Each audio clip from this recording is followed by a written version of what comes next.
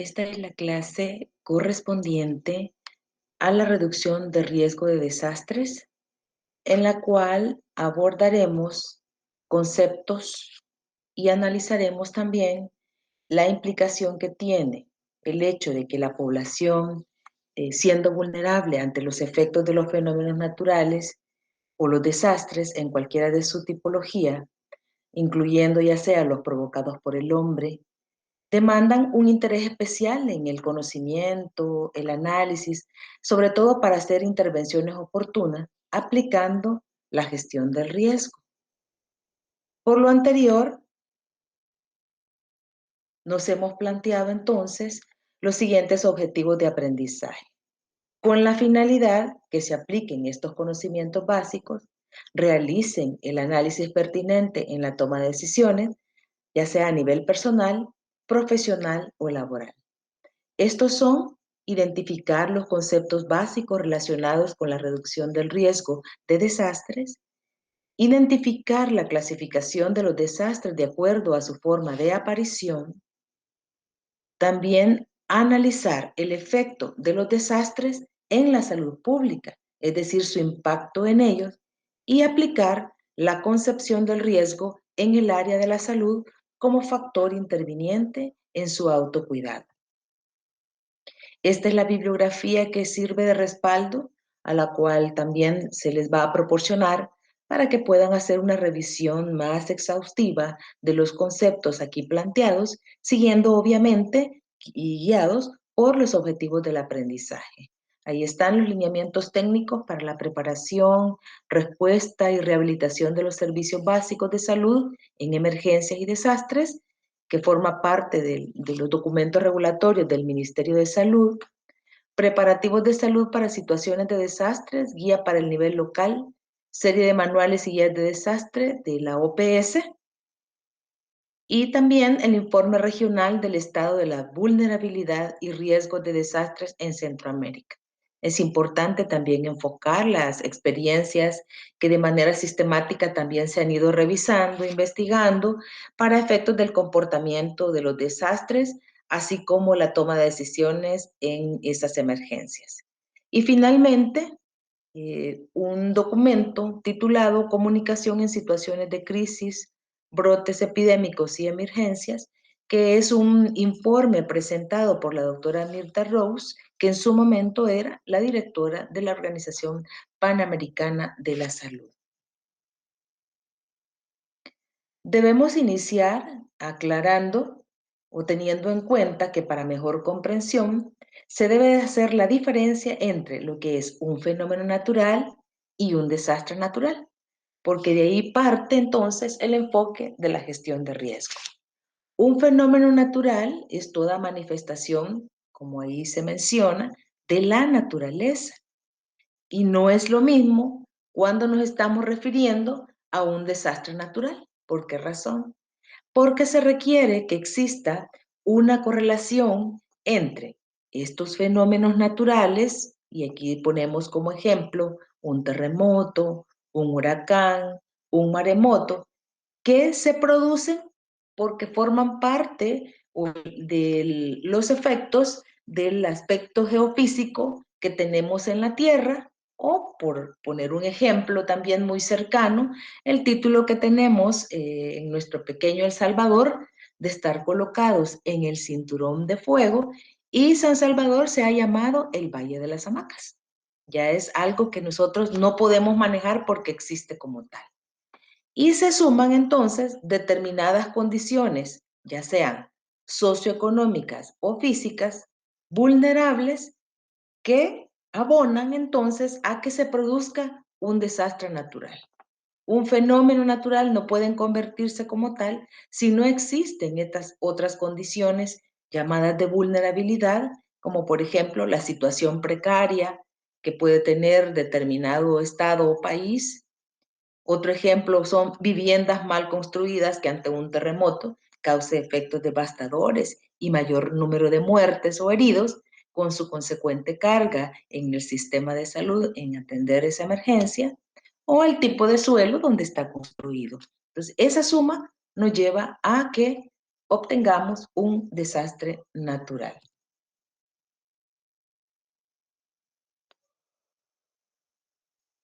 Los, las amenazas son eventos físicos latentes, es su definición, o sea, probabilidades de ocurrencia de eventos físicos dañinos en el futuro. O sea, ellos están ahí presentes por sí solos, recordemos, no pueden hacer mayor problema porque necesitan de otros aspectos que intervengan y pueden clasificarse según su origen como naturales o antropogénicos.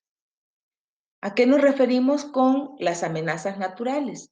Estas derivan de la misma dinámica de la naturaleza y comprenden fenómenos como los sismos, huracanes, tsunamis, erupciones volcánicas.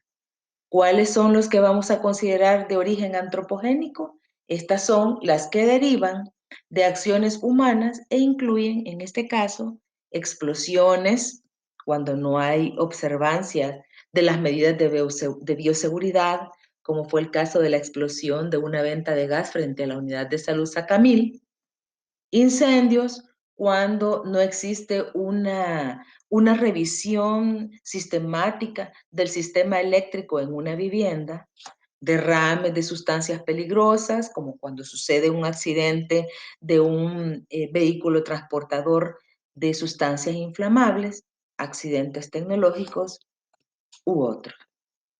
Esta es otra forma de conocer los conceptos de amenaza, vulnerabilidad y riesgo. Y acá la amenaza se describe como el peligro latente que representa para un sitio la posibilidad de ocurrencia de un fenómeno catastrófico de origen natural o tecnológico en un periodo de tiempo determinado. La vulnerabilidad, por su parte, es la capacidad de respuesta a la mitigación de una amenaza, que ahí es donde veíamos la debilidad que se tiene cuando las condiciones socioeconómicas, ambientales, no favorecen entonces el hecho de prevenir que esta amenaza se convierta en un desastre. La condición en que se encuentra la persona también es parte de la vulnerabilidad cuando nos referimos, como por ejemplo en el caso de esta pandemia, que también inciden mucho los factores no solo genéticos, sino factores como el estilo de vida de la persona que puede sufrir la enfermedad. Entonces está también relacionada a su condición como tal y los bienes expuestos a una amenaza. El riesgo entonces, que ya veíamos anteriormente, deriva de la relación dinámica de estos dos aspectos, la amenaza y la vulnerabilidad, y es así como se define que deriva entonces de esa relación tanto de amenazas físicas y de las vulnerabilidades de la sociedad o de un componente de la misma. Esta es otra forma de analizar y comprender de manera esquemática, de relacionar estos conceptos, pero acá se debe destacar que el riesgo es una función de dos variables, la amenaza natural y la vulnerabilidad. Ambas son condiciones necesarias para expresar el riesgo, el cual se define como la probabilidad de pérdidas físicas, socioeconómicas, como resultado combinado de la amenaza y la vulnerabilidad. El enfoque integral de la gestión del riesgo pone énfasis en las medidas. Ustedes recordarán, porque imagino que ya a través de otras asignaturas han conocido y manejado la gestión del riesgo. El enfoque integral de la gestión del riesgo pone énfasis en las medidas del antes, durante y después, y dependen esencialmente de qué factores. Primero, de la identificación y análisis del riesgo, de la concepción y aplicación de las medidas de prevención y la mitigación y la protección financiera mediante la transferencia o retención del riesgo. Y finalmente, de los preparativos y acciones para las fases posteriores de atención, rehabilitación y reconstrucción.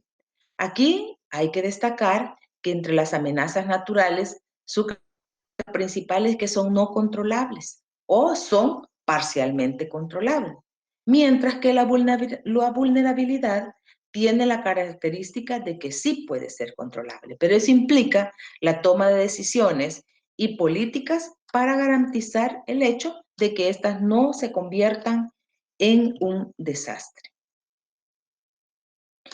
Aquí se destacan cómo las amenazas naturales tienen efectos potenciales de poder tener mayor incidencia en los desastres.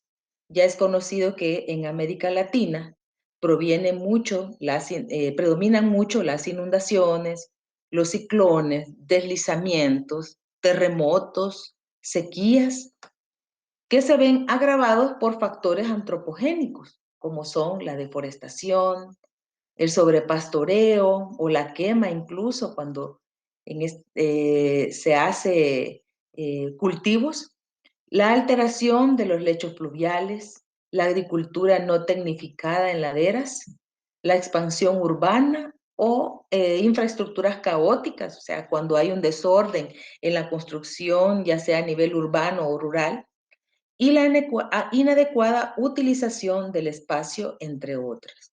Entonces existen numerosas definiciones de la vulnerabilidad de manera general y resumida es posible decir que consiste en la exposición, fragilidad y susceptibilidad al deterioro o pérdida de elementos y aspectos que generan y mejoran la existencia social. Debido a todo lo anteriormente expuesto, se impone entonces un cambio de paradigma. Así que en lugar de focalizar la atención en los desastres ocurridos, la prioridad debería de estar centrada en el análisis y solución del ex ante de las causas y efectos de los que generan estos desastres, y los conceptos y acciones pueden fundamentarse en las fases de un ciclo para la reducción de los factores de la vulnerabilidad. Entonces aquí únicamente destacar los tipos de diferentes amenazas naturales, cómo cada uno puede ser ejemplificado y de alguna manera muchos no son controlables y otros de alguna manera sí puede ser. Entonces, ¿cómo esquemáticamente podemos plantear un ciclo para reducir los factores de la vulnerabilidad? Ya decíamos que esos sí pueden ser controlables. Entonces, hay que analizar estos aspectos. Primero, la planificación del desarrollo. ¿Qué aspectos deben intervenir en ellos? Principios del proceso de planificación como la subsidiariedad, la participación, la transparencia y la descentralización, que ya forman parte de políticas para tal fin. Otro es reconocer y priorizar los factores de riesgo, es decir, identificar el potencial impacto de las amenazas. ¿Qué tanto estoy expuesta a sufrir ese evento de desastre o emergencia? Otro es entonces analizar los factores de la vulnerabilidad. Esto consiste en entender las causas y efectos relacionados con los factores de esta vulnerabilidad. Luego tendríamos que formular opciones correctivas y prospectivas que estarían como opciones asociadas con los escenarios de riesgo que ya se han analizado. Correctivas se refiere a la mitigación y prospectivas a la prevención. Luego, concertar inversiones, evaluar recursos disponibles, porque de alguna manera estos nos permiten entonces reaccionar de manera inmediata antes, durante y después de un desastre. Entonces aquí hay que promover intercambio institucional para inversión, articular las decisiones de inversión con los procesos de planificación. Siempre hay que tener disponibilidad para poder asumir el poder disminuir o anular la vulnerabilidad. Luego, después de ello, esto nos ayuda a tomar la decisión de reducir los factores de vulnerabilidad. Entonces, esto se hace a través de actualizar permanentemente los instrumentos de planificación, incorporando el enfoque de gestión de riesgo. Hay que construir planes estratégicos de desarrollo, de ordenamiento territorial y de contingencias. Por ejemplo, dar seguimiento a los avances de inversiones en prevención, mitigación, preparación, respuesta y rehabilitación. Y ahí se suma que existen una serie de instituciones, no solo a nivel nacional, regional, internacional, que están también apoyando para que esta toma de decisiones sea la más pertinente. Entonces, este constituye entonces los elementos que componen el ciclo para reducir los factores de vulnerabilidad. Entonces, ¿qué constituye un desastre? Este se define como alteraciones en las personas, los bienes, los servicios y el ambiente causados por un suceso natural o generado por la actividad humana. Ya veíamos sus características, que exceden la capacidad de respuesta de la comunidad afectada. Entonces, un desastre es la concreción del riesgo como resultado de la combinación de amenazas, de condiciones de vulnerabilidad también, y que destacan o revelan la capacidad o medidas insuficientes para reducir las consecuencias negativas potenciales de un riesgo. Si esto no es manejado con previo al suceso de un fenómeno o de un desastre, entonces existe esa ruptura del funcionamiento normal de un sistema o una comunidad. Y ahí tenemos los efectos en las personas, ya sea a través de pérdidas o daños materiales o ambientales, que sobrepasan, en este caso, la capacidad de esta sociedad o comunidad para responder entonces y recuperarse de una situación de tal dimensión. Entonces, un desastre se presenta porque existen condiciones de riesgo con la probabilidad de que un sistema o población resulte afectados por una amenaza o peligro.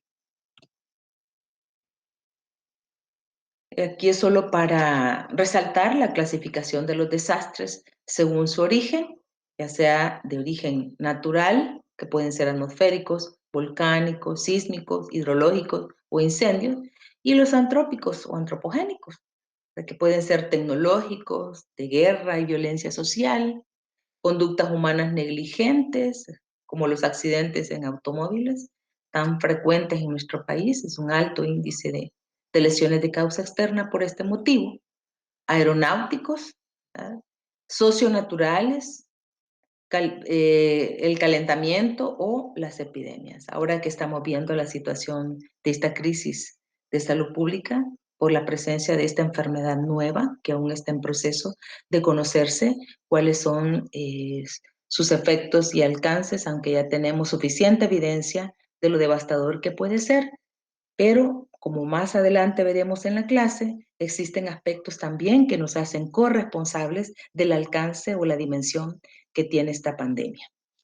Otros eventos aquí se señalan como las avalanchas, deslizamientos del suelo, rocas o suelos submarinos, hundimientos de tierra, entre otros.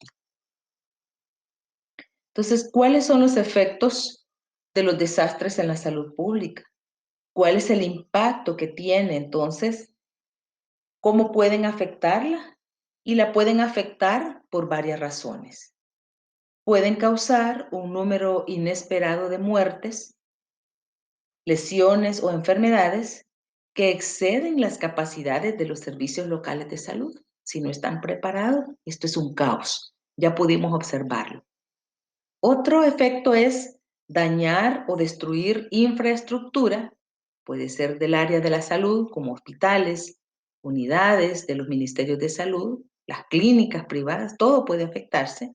Y también puede entonces alterar la prestación de los servicios rutinarios y actividades preventivas que llevan graves consecuencias a corto, mediano y largo plazo en términos de morbilidad y mortalidad. Vaya haciendo usted un análisis de cómo esto se ha ido ejemplificando a lo largo del manejo de la pandemia actual. Hay muchas enfermedades eh, crónicas no transmisibles que están pendientes de seguir cumpliendo sus objetivos de atención y bueno, esperamos que esto logre superarse con planes de contingencia que no solo vean la situación de la pandemia, sino que también tenemos otras morbilidades que requieren la atención del sistema de salud. Otro es generar efectos adversos sobre el ambiente y la población al aumentar el riesgo de enfermedades transmisibles y los peligros ambientales. En el caso de los terremotos, cuando hay afectación de las reservas naturales de agua o la misma infraestructura para hacer llegar agua potable a las viviendas, pues puede esto llevar a que las enfermedades transmisibles presenten también brotes epidémicos. Afectar también puede el comportamiento psicológico y social en las comunidades. Esto tiene un impacto grande en los niveles de estrés, dependiendo de las medidas o las estrategias de prevención que se tengan al momento del fenómeno. Causar escasez de alimentos con severas consecuencias nutricionales, como puede ocurrir en algún desastre, como inundaciones, en donde incluso el lograr obtener los alimentos se hace mucho más difícil y obviamente afectar la nutrición en la población. Causar grandes movimientos de población espontáneos u organizados a menudo hacia áreas donde los servicios de salud no pueden atender la situación. Es complicado entonces porque si ocurre un desastre, obviamente la población debe de buscar en la emergencia cómo resguardarse en su seguridad. Aunque la literatura indica que las epidemias pueden ser raras después de los desastres de origen natural, el desplazamiento de los grupos de población también puede aumentar el riesgo de brotes de enfermedades transmisibles en comunidades desplazadas. Recordemos el ejemplo de los centros de contención. Hasta ahí me quedo. Y por el hacinamiento, condiciones insalubres o agua contaminada. Creo que el objetivo de la academia debe ser brindar los elementos básicos para considerar un análisis pertinente de la realidad que se enfrenta y poder contribuir en la toma de decisiones. En el caso nuestro de la academia es que usted comprenda a la luz de los conceptos básicos y en la práctica que pueda tener, como en el caso que ustedes ya hicieron el seguimiento en el trabajo práctico número 2 y en el primero también, para que ustedes tomen el análisis y hagan las conclusiones y también pensar qué es lo que está bien y qué es lo que está mal técnicamente hablando. Este es una imagen para ejemplificar el grado de amenazas en nuestra región, ya para situarnos más específicamente. Centroamérica aquí revela que es una zona de multiamenazas. Aquí están de los triangulitos de color rojo, son amenaza volcánica, los cuadritos en color verde, amenaza sísmica, y luego en azulito lo que son las tormentas tropicales.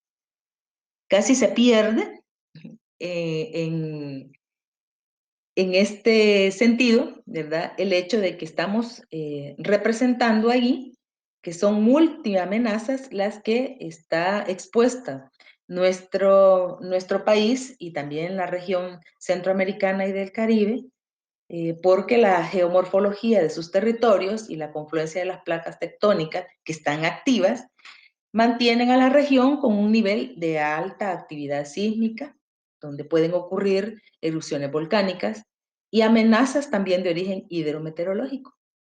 Pueden haber también incendios forestales, pérdida de la biodiversidad y la amenaza del cambio climático que suma a las particularidades regionales. Entonces, esto constituye cada vez mayores daños. Esta situación plantea también que actualmente pueden existir diversas oportunidades de acción colectiva para la reducción del riesgo, aprovechando las experiencias acumuladas y el fortalecimiento de una visión regional, que esto está a cargo ya de las instituciones que velan por la aplicación de políticas en reducción de riesgos y desastres, así como también la disposición de las comunidades para participar activamente en la reducción de la exposición y estas vulnerabilidades. Entonces, ante las amenazas que podemos observar en esta imagen, a lo que está expuesta la región, se debe asumir entonces una acción colectiva que fortalezca los sistemas nacionales de gestión del riesgo. De acuerdo a ello, se generen entonces capacidades tecnocientíficas para su reducción, aprovechando las experiencias acumuladas, el fortalecimiento de una visión regional y sistemática sobre las causas y la gran disposición de las comunidades para participar activamente en la reducción de la exposición y las vulnerabilidades. Diferente es cuando, en apariencia, en este caso, una enfermedad nueva nos toma por sorpresa, pero ya existían pandemias previamente.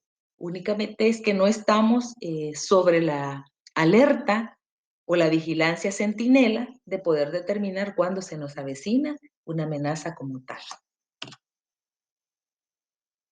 Esto es también para representar gráficamente cuáles son los impactos de los desastres, que pueden ser algunos acumulables y que su frecuente sucesión, dado que estamos, como mencionábamos en la gráfica anterior o en la diapositiva anterior, que muy difícilmente lo podemos lograr o generar resiliencia en las comunidades y las naciones, reduciendo la capacidad de las familias, de las ciudades y los países de la región centroamericana para el caso, por esta alta probabilidad o impacto de los desastres. Entonces, aquí únicamente es para resaltar que entre, por ejemplo, los eventos de tipo geofísico, el aspecto mayor, el área mayormente afectada está en la producción, seguido de los sociales y la infraestructura.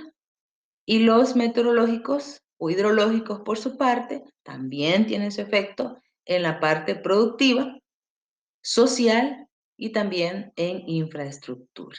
Entonces, de ahí debe de partir, entonces, cuáles son las estrategias o las políticas a implementar para disminuir esta vulnerabilidad.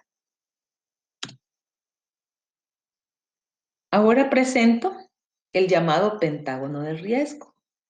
Ante la pregunta, ¿por qué ciertos países o regiones son capaces de enfrentar el riesgo de desastres y otros no? Entonces la respuesta se encuentra en que todos tendríamos que manejar 5 factores que condicionan la vulnerabilidad de una nación y como sistema conforman el rombo de riesgos de los desastres asociados a fenómenos naturales. ¿Cuáles son esos factores que deben de considerarse en este pentágono? La vulnerabilidad social, la vulnerabilidad económica, la vulnerabilidad institucional. También intervienen las condiciones del medio ambiente y los recursos naturales y la tendencia de los eventos climáticos extremos. Ya lo hemos ejemplificado anteriormente. En las últimas décadas hemos podido observar de abordajes sobre problemas de los desastres que ha quedado demostrado que hoy en día no solo estos deben ser una prioridad de políticas públicas, sino una acción que debe involucrar y ocupar al conjunto de la sociedad, aunque de manera diferenciada y de acuerdo a las condiciones y responsabilidades que cada actor social tiene. Esto nos está preparando para asumir más adelante lo que vamos a llamar como percepción del riesgo, tanto individual como colectivo. Entonces, la experiencia acumulada indica que debemos sumar los avances de las ciencias y las decisiones de política en la materia, de tal manera que actualicen enfoques e instrumentos que se orienten a la eliminación de las causas de los desastres. Se enfrenta constante y crecientemente a fenómenos naturales que se transforman en desastres debido a la existencia de altos porcentajes de población, para el caso en condiciones de pobreza, de infraestructuras insuficientes, o diseñadas sin considerar el impacto de las amenazas naturales. Imagínense todo un San Salvador, una ciudad tan grande, con mucho desarrollo en las faldas de un volcán. Entonces, la concurrencia de todos estos factores y la insuficiente capacidad de los países para retener dentro de sus fronteras sus riquezas, debido a la estructura de dependencia económica, frustran la posibilidad de un desarrollo con equidad y que logren asentamientos humanos con capacidad de resiliencia. No digamos si tienen también ya aspectos naturales que la influencian, ¿no?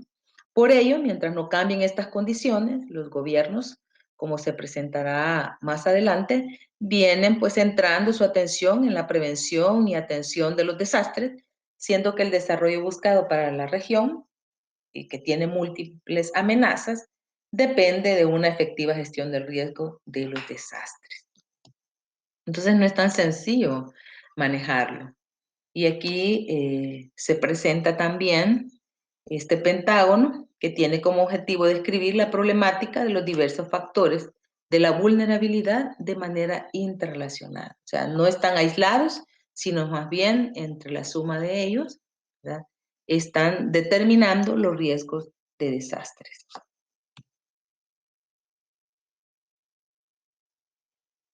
Existen tipos de riesgos, los llamados los riesgos intensivos, que se relacionan a fenómenos concentrados geográficamente y principalmente con hechos de gran magnitud, que afectan simultáneamente a un gran número de elementos expuestos, agotando y muchas veces desbordando los mecanismos de respuesta, tanto locales como nacionales. Esos son los riesgos intensivos.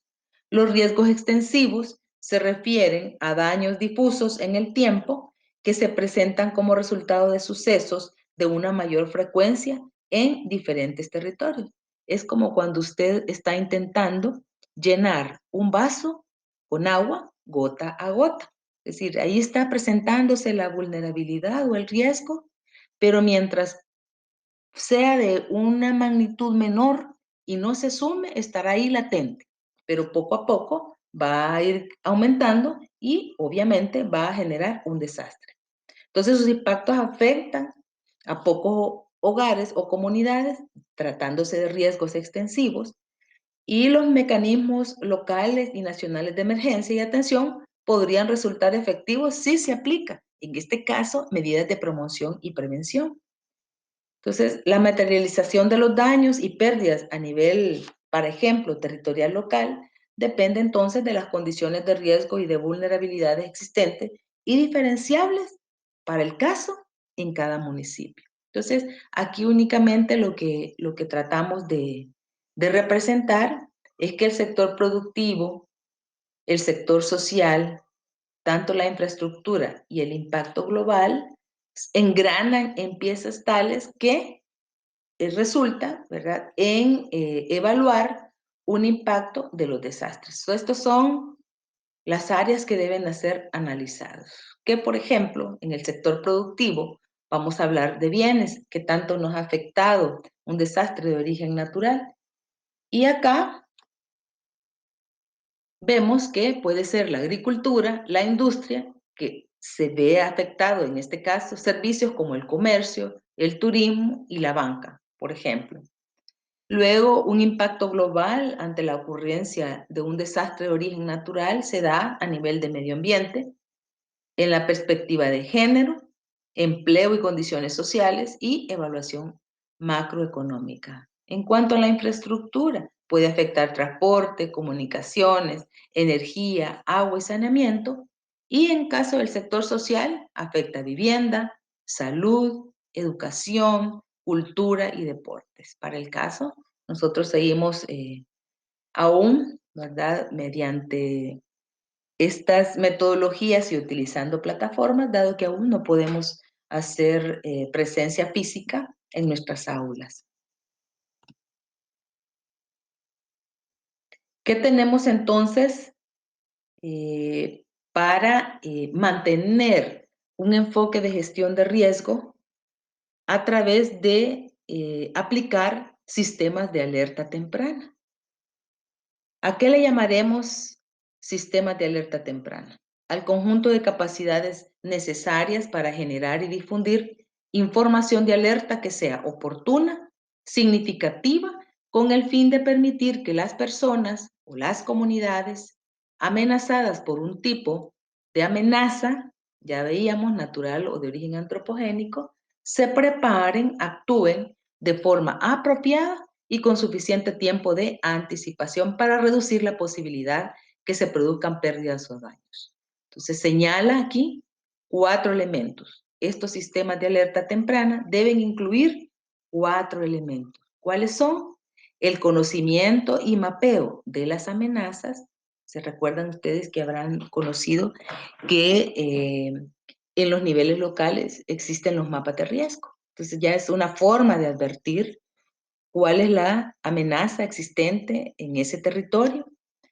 Otro elemento es el monitoreo y pronóstico de eventos inminentes, como el caso que estamos sobre fallas geológicas activas, por ejemplo. Otro elemento es proceso y difusión de alertas comprensibles a las autoridades políticas y la población. Es decir, todos debemos de estar situados en el fenómeno y cómo vamos a intervenir para disminuir su afectación, así como también la adopción de medidas apropiadas y oportunas en respuesta a tales alertas. Tienen estos dos características. Cuando se enumeran de forma conjunta, están en orden cronológico y van desde lo más tecnológico a lo más político. Fíjese bien, no es al revés, ¿verdad? Ya la experiencia nos dicta que decidir ante una situación de salud, lo prudente y lo adecuado es ordenar este sistema de alerta desde lo tecnológico a lo más político. Esta es otra forma también de representar los sistemas de alerta temprana, que debe de haber el conocimiento primero y mapeo de amenazas. Ve usted aquí va la flecha descendente, ¿verdad? Monitoreo y pronóstico de los eventos, la alerta y la toma de medidas. Todo esto acá entre lo tecnológico y la toma de medidas que incluye ya pues la parte puramente política, normativas, reglamentos, leyes, que son las que pues dan ese marco.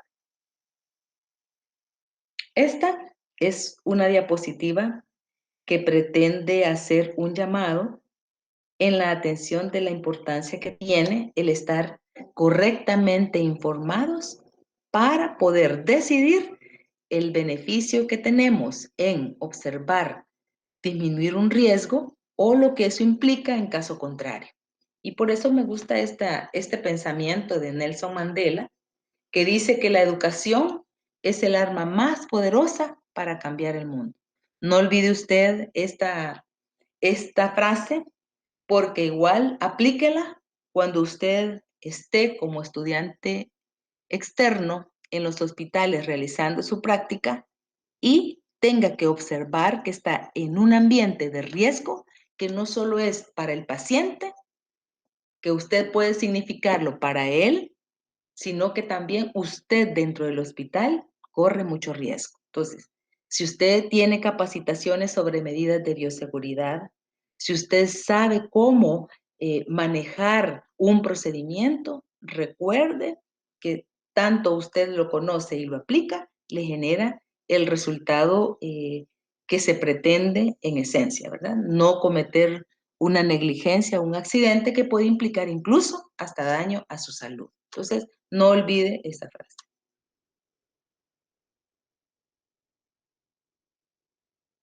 Y es aquí pues donde se destaca que el sector educativo es fundamental para enfrentar los riesgos con el conocimiento y con la generación de nuevas prácticas sociales. No es para no aprender a tomar decisiones o no saber actuar en determinado momento. La cultura sobre la reducción de los riesgos es un medio que puede impulsar acciones que reduzcan las vulnerabilidades de todo tipo. Por lo mismo, esta nueva cultura debe visualizarse más allá de los propios riesgos y nutrirse de los principios que constituyen la propuesta estratégica del desarrollo sostenible. De tal manera que nos eduquemos y capacitemos para que la humanidad rehaga sus vínculos con el resto de la naturaleza. Tenemos que aprender a respetarla. Ya veíamos cómo en este confinamiento a nivel mundial hubo cambios hasta en la naturaleza y los animalitos. Otro es que la educación permita un conocimiento pleno de las condiciones, no solo individuales, sino que del territorio donde estamos viviendo y que se utilice adecuadamente. fomentar la participación social con una perspectiva de fortalecimiento social y de la democracia participativa. Ejemplo vasto tenemos con lo sucedido en el estadio Cuscatlán, ¿verdad? Toda la afición olvidándose de las medidas preventivas frente a la pandemia por COVID-19. Fomentar valores que impulsen las relaciones sociales con base en una ética para generar equidad social y pues con ello se eviten condiciones de vulnerabilidad en la población. ¿Qué más decir del llamado que se hace de que los profesionales de la salud estamos cansados de repetir una y otra vez que no solo es decisión y contribución del Estado o del personal de salud salvaguardar a la población de sufrir esta nueva enfermedad, sino que también depende de la observancia de cada uno, no olvidándonos nosotros también de las medidas de prevención. Es de resaltar que inclusive para nosotros, como personal sanitario, es de importancia la actualización, la educación continua. De esta manera se hace propio ese conocimiento, la educación para la vida, y si usted da las recomendaciones a su paciente para lograr adherencia en su tratamiento, hágase la pregunta. En mi caso, con la patología que tengo, si es que la tiene, están muy jóvenes, aún no, pero es un ejemplo, suponga hipertensión arterial, cumplo con tomar el medicamento, realizo los controles anuales, he hecho cambios en mi estilo de vida para garantizar mi propia salud. Ahí le dejo para que usted haga el análisis y las respuestas. Llegamos entonces al dilema que existe en la comunicación de los riesgos. Dando seguimiento a lo que hablábamos de la percepción del riesgo, existen aquellos que matan a las personas y existen otros riesgos que las alarman. Son completamente diferentes. Puede sentir usted o tener conciencia propia de que puede salvar su vida si toma estilos de vida saludables, o aquellos que solo le causan, sí, puede ser que porque al vecino ya se le falleció un familiar por COVID-19, pero a mí no me dará, no importa si no uso la mascarilla, o sea, solo lo alarma, pero tampoco le sirve para asumir cómo aplicar las medidas preventivas. A eso se refiere con que unos riesgos matan a las personas y existen también los riesgos que las alarman, pero que son completamente diferentes. Y ahí juega un papel fundamental la comunicación en la concepción del riesgo.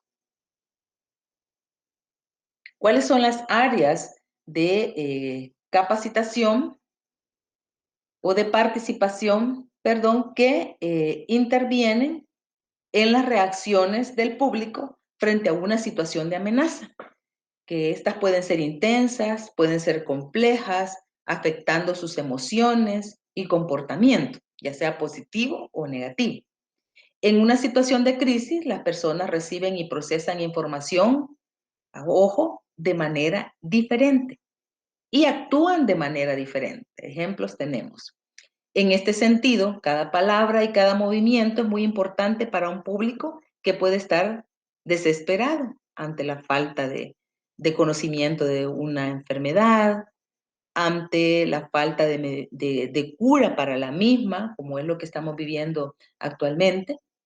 En situaciones de alarma inicial ante el problema de salud pública de gran magnitud, un objetivo importante de la comunicación es ganar la confianza del público. Si está correctamente informado, nos puede colaborar mejor en salvaguardar su propia vida.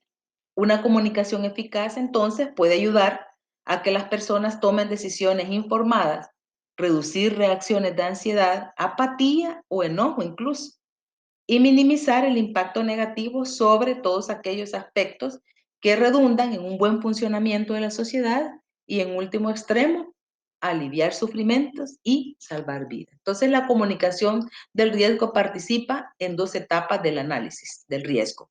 Uno, en la evaluación de los riesgos, permitiendo informar a la población de qué tan riesgosa es una situación, agente o proceso, Y el otro es, la otra etapa, en el manejo de riesgos, dando a conocer las alternativas para disminuir la exposición o controlar el riesgo a través de procesos tecnológicos o de legislación, que ya vimos que acá en nuestro país es complicado. ¿Cuál es la definición de la comunicación de riesgos? Es un proceso interactivo de intercambio de información y de opiniones entre individuos, grupos e instituciones. Es un diálogo en el cual se discuten múltiples mensajes que pueden ser de todo tipo. También vemos que existen, partiendo del concepto de principio, que son aquellos parámetros que nos permiten medir las consecuencias de nuestra conducta, muy ligados a nuestra conciencia. Eso no lo olvide. ¿Cuáles son los principios que deben de visualizarse o permanecer en la comunicación de riesgo? Primero, el fin es establecer credibilidad y confianza. Se debe tener en cuenta todo momento que las dos condiciones deben ser incrementadas y mantenidas, la credibilidad y la confianza. Otro principio es que las percepciones son realidades, no porque lo crea que lo piensa, no. Lo que es percibido como real, incluso si no es cierto, es real para la persona y real en sus consecuencias. Ya lo veíamos en algo tan sencillo. Todo el mundo escucha que debemos utilizar la mascarilla, utilizar alcohol gel, mantener la distancia. Sin embargo, la percepción de las personas no revela la observancia de esas medidas preventivas. Entonces, por lo tanto, las consecuencias de esa inobservancia son reales, ¿verdad? Tenemos nuestros hospitales colapsados. Otro principio es la comunicación efectiva de riesgos. Es una habilidad.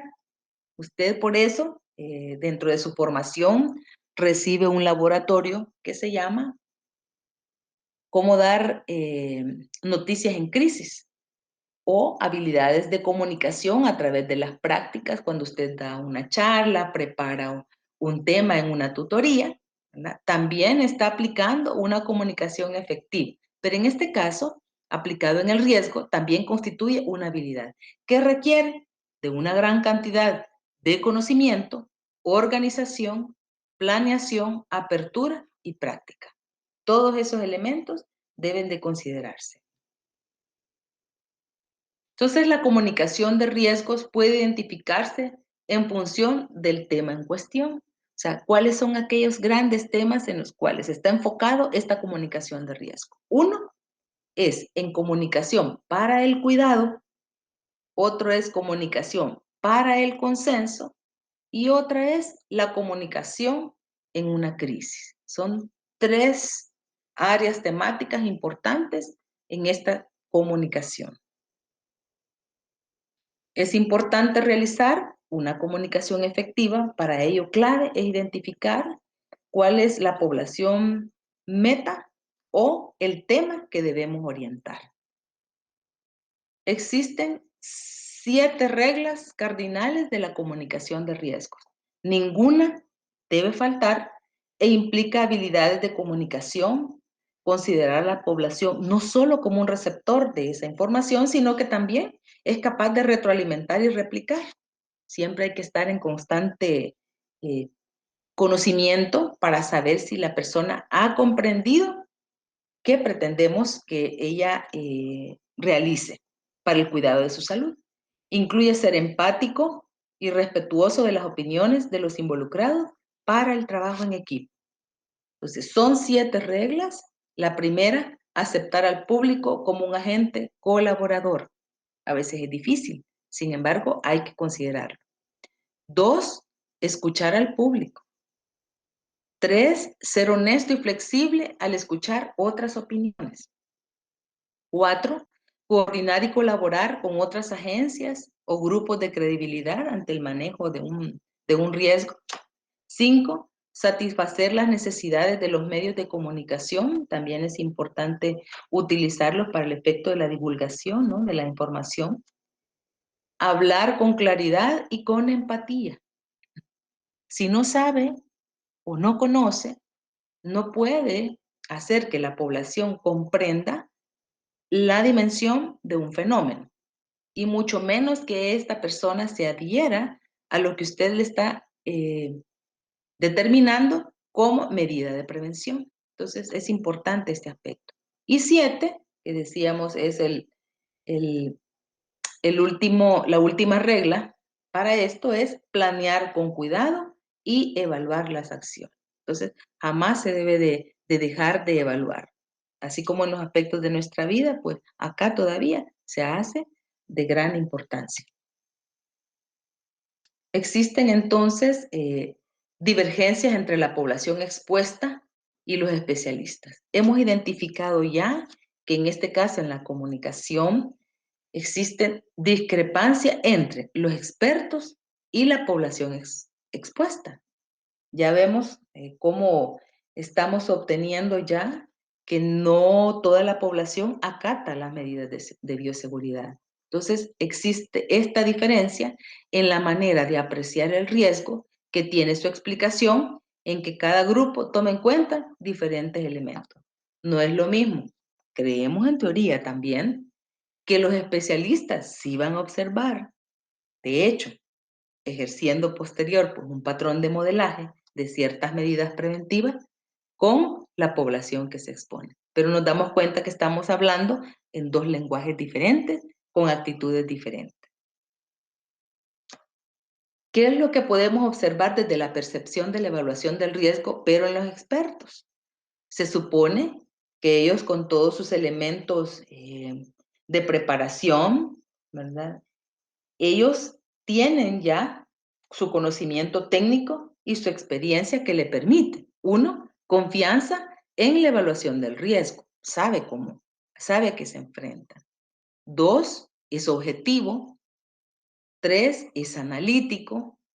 Cuatro, es sensato en esa percepción, por lo tanto es racional.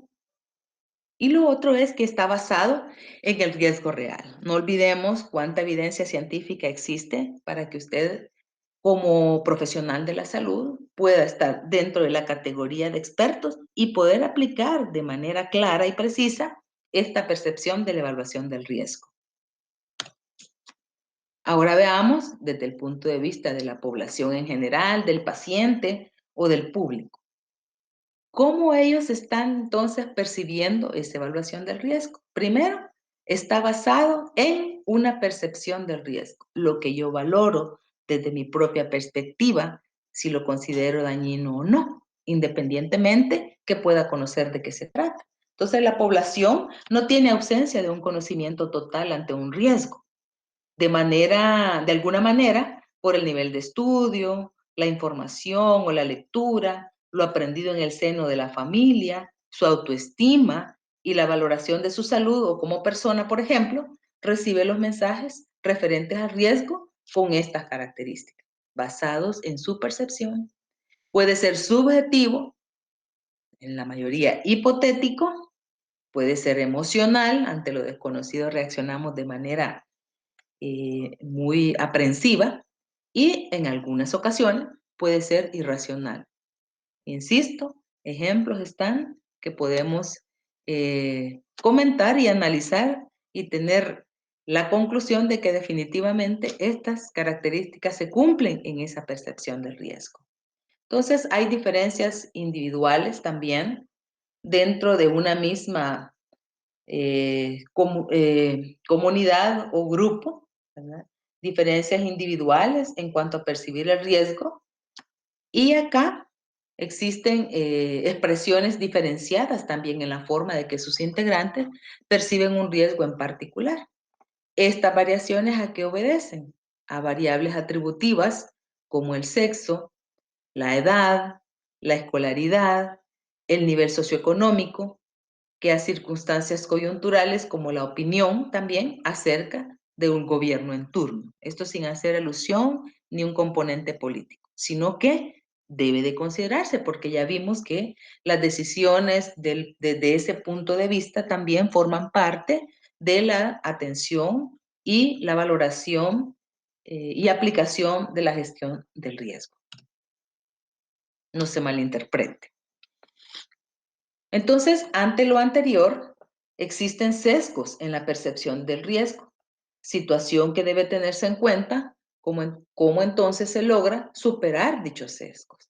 Entonces, esto se hace mediante la elaboración de un plan de comunicación de riesgos para la salud que le ayudará a clarificar su acercamiento a la situación y evitará saltarse pasos en el manejo de la misma. Entonces, recapitulando, existe una serie de elementos que pueden considerarse a que un riesgo se perciba en su justa dimensión o puede ser también de manera exagerada o que se le subvalore. Esas tres formas puede tener de sesgo. Y aunque en una valoración específica, algunos de ellos tendrán mayor jerarquía que otros. La investigación ha mostrado que se tengan o no sustento, todos ellos son significativos porque inciden en la conducta ante determinado riesgo. ¿Cuáles son los elementos que deben poseer el perfil de un plan de comunicación de riesgo? Ya vimos que es muy importante. Debe de tener, esta es a manera de recordatorio, imagino que ustedes ya lo conocen, introducción, debe tener un propósito ese plan, un enfoque bajo el cual se hará, antecedentes del riesgo, las autoridades, es decir, quienes van a estar involucrados, el propósito del esfuerzo de comunicación de esos riesgos, los objetivos específicos, el perfil de la audiencia, es decir, a quién va a estar dirigido, estrategias de comunicación de riesgos, estrategias de evaluación para efectos de retroalimentar procesos y replanteamiento de estas mismas estrategias, un cronograma y recursos, obviamente muy necesarios, que no pueden quedarse fuera, y también mecanismos de comunicación interna. La Organización Panamericana de la Salud ha preparado una serie de guías que sirven o ayudan a elaborar planes eficaces de comunicación de riesgo o ante brotes epidémicos. Una pandemia, como es la enfermedad del COVID, se ha visto afectado pues, un gran número de personas en todo el mundo. No digamos eh, aquellos que han muerto por esta causa. Una pandemia es distinta a los brotes habituales, ¿verdad? Que pueden existir. Surge como resultado, en este caso, de un virus nuevo, con capacidad de transmitirse fácilmente, con rapidez entre las personas en todo el mundo. Y las pandemias, pues, son eventos raros que se repiten con una frecuencia aproximada de unas 3 veces por siglo, según se ha documentado. En el siglo pasado se registraron 3 pandemias de gripe. Ya ustedes habrán escuchado esto o lo conocen. Y la más severa ocurrió en 1918 y 1919, en la que se enfermó una tercera parte de la población. Murieron alrededor de 40 millones de personas y afectó a la economía y el funcionamiento social de todo el mundo. Entonces, la experiencia con otras pandemias en el pasado demuestra la capacidad potencial que deberíamos de poseer eh, y causar pues alarma entre la población y serias alteraciones en el funcionamiento del conjunto de la sociedad. Estas son algunas de las lecciones aprendidas que justifican la necesidad de fortalecer la capacidad en el manejo de la comunicación durante situaciones de crisis y brotes epidémicos, así como la preparación de los planes de comunicación, que se valore según el trabajo práctico, ¿verdad? Anterior que ustedes desarrollaron en la asignatura, si se ha tenido en cuenta por los tomadores de decisión o al menos pues se evidencia en sus acciones. Seguir las pautas mencionadas a lo largo de esta clase es importante para dicho análisis. Entonces, el hecho de las experiencias anteriores en otras pandemias, la comunicación del riesgo debe incorporarse en los planes del antes, durante y después en el manejo de una emergencia. Entonces, OPS insiste en que la comunicación del riesgo debe incorporarse en esos planes preparativos. No hay que estar esperando que se nos presente, sino que para eso hay que ir sistematizando todo lo que nos pueda referir o estar preparados ante estos sucesos. Mantener informada a la población de la situación y las intervenciones de apoyo de manera veraz y oportuna, reorientar las actividades de promoción y educación para la salud, considerando el daño y los riesgos presentes, insisto, ustedes van a manejar en este trabajo práctico estos aspectos. Promover y divulgar actividades post-emergencia o post-desastre dirigidas a la población afectada. Mantener un ambiente adecuado en aquellos sitios donde se defina confinamiento, albergues u otras actividades de promoción y educación, ¿verdad? Por ejemplo, nos lleva a que tenemos que identificar aquellas áreas de comunicación de crisis. Y estos son valorando el contenido de la información, es decir, qué sabemos acerca de esta crisis, qué queremos que la gente sepa y cómo nos comunicamos eficazmente. Otra área que debemos manejar es la de logística y medios. ¿Qué nos lleva a orientarnos a qué qué aspectos se deben de tener al hacernos esta pregunta? ¿Cómo llevamos realmente nuestro contenido hasta las manos y las mentes de nuestro público o de la población? ¿Cómo hacemos eso? Y luego también la evaluación del público o la población. ¿A quiénes tenemos que llegar? ¿Qué están pensando estas personas? ¿Y cómo debe de influir esto en lo que decimos? Siempre habrá que buscar la manera más sencilla y práctica para poder informar a la población, pensar en que no todos tienen la misma capacidad, dado que veíamos existen factores educativos, socioeconómicos que pueden afectar entonces que no toda la población pueda recibir la información de la misma manera y por lo tanto su comportamiento sea diferente. Otra área que hay que considerar es la participación del público. ¿Cómo hacemos que nuestra comunicación tenga significado en los dos sentidos? ¿Cómo? Es decir, nos permita manejar con ellos todos los conceptos, todas las medidas a considerar, pero que también eso nos sirva para irnos orientando y poder lograr tener el conocimiento para el caso de cómo se está desarrollando la pandemia y cómo mantenernos a nuestro público o población, ya sea activos y no pasivos. Otra es el área de la metamensajes. ¿Cuánta seguridad debemos dar? ¿Cuánta confianza debemos demostrar? Y cómo abordar la emoción. Es muy importante que la población se sienta con una información oportuna y clara, que sepa que también las medidas que se están tomando están actuando en favor de garantizar su mejor cuidado de la salud. Y otra es el área de la autoevaluación. ¿Qué debemos preguntarnos en esta área? ¿Cómo influirán nuestros propios valores, emociones y problemas políticos en nuestra comunicación de crisis? ¿En qué es posible que nos equivoquemos? También hay que valorar que pueden haber no las respuestas que esperamos y tengamos que reconsiderar intervenciones.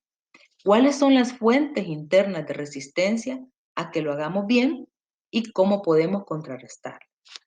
Aquí haga el ejercicio usted. Recuerde su trabajo práctico número 2 con la enfermedad del COVID. Entonces, la comunicación de brotes epidémicos según la OMS debe de considerar la confianza en cuanto al manejo de la información y todo lo que se garantice para la atención, en este caso de un brote epidémico, el anunciar temprano de la presencia de la enfermedad o del fenómeno, la transparencia que debe de haber en cuanto a la comunicación, hacer que el público participe y su planificación. Como ya veíamos que un aspecto primordial es generar la confianza entre la población en la comunicación de riesgo o en el manejo de los brotes epidémicos, vamos a analizar o conocer qué es lo que influye en la percepción del público en el componente de la confianza. Primero, los motivos. ¿Están actuando los que responden a la crisis para proteger mi salud y la salud de mi familia? O sea, estos son los motivos. Otro es la franqueza. ¿Están ocultando información los que responden a la crisis? Y tercero, la competencia. ¿Son capaces de controlar el brote epidémico los que responden a la crisis? Entonces, estas tres componentes de la confianza nos dicen que esta debe crearse antes de la crisis. Es decir, debemos de estar preparados. Ya veíamos por eso los sistemas de alerta temprana con el componente de la comunicación para efectos de que esta confianza también nos lleve a un mejor manejo, ya sea en este caso de un brote epidémico.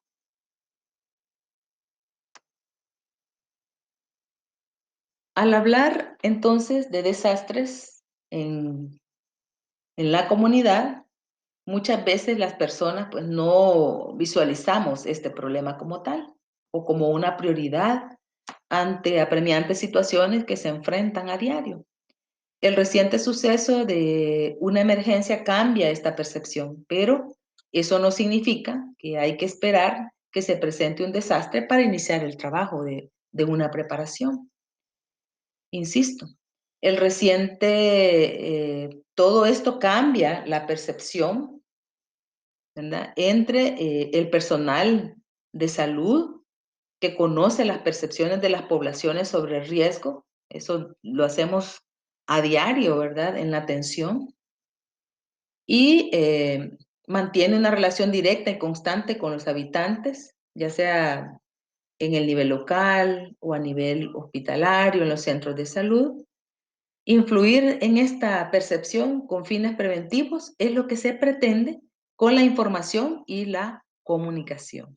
Entonces se requiere seleccionar a un público meta o una población meta para dirigir los mensajes y que también hay que definir el objetivo de la comunicación. Este es como un resumen, digamos, de lo que hemos venido hablando en estos últimos aspectos de la clase.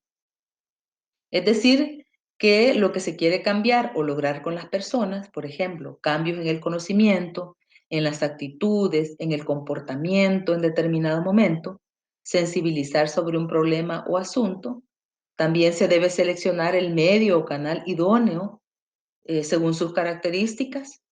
Se necesita conocer cuál es el medio más escuchado, visto o leído por el público, en qué horarios y con qué fin.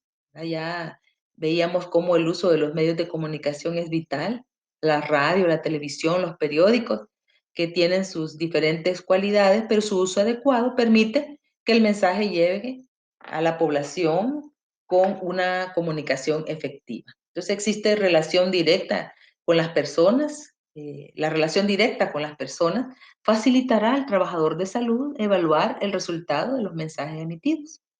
La interpretación de la información depende de muchos factores socioculturales, de manera que no se puede dar por hecho que el mensaje se cumplirá con el objetivo propuesto, sino que es importante evaluar sus resultados. Entonces, se hace necesario hacer una vigilancia de la comunicación y esto aquí solo se apuntan algunos elementos que pueden ayudarnos a definir si se está cumpliendo o no.